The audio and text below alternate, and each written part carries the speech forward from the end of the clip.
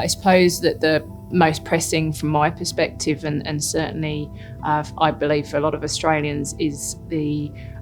position we are in as a country in our progression on decarbonisation. We really do need to have expedite the transition in a very, so to get that right balance between expediting to the speed, but also doing it in such a way that we're not creating problem for the people of Australia in terms of energy prices, and also make sure that the supply for the nation and for the longer term prosperity, as well as the obvious impacts in terms of carbon emissions and climate change are then realised. I would say inextricably that the most pressing issue facing us in Australia right now is that of climate change. For us, it's all about skills and the skills shortage facing our nation across the board at the moment. All our customers are talking to us about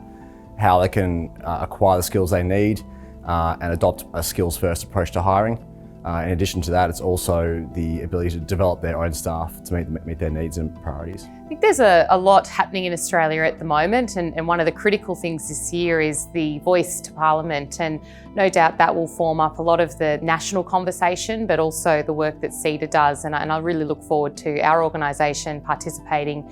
in how we can continue that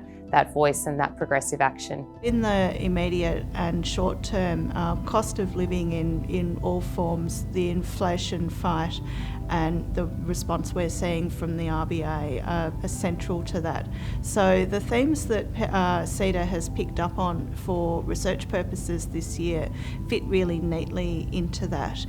Themes of housing, particularly housing affordability, energy transition and transport and mobility fit neatly into those short-term view, but also into the long-term desire to improve productivity and living standards across the country.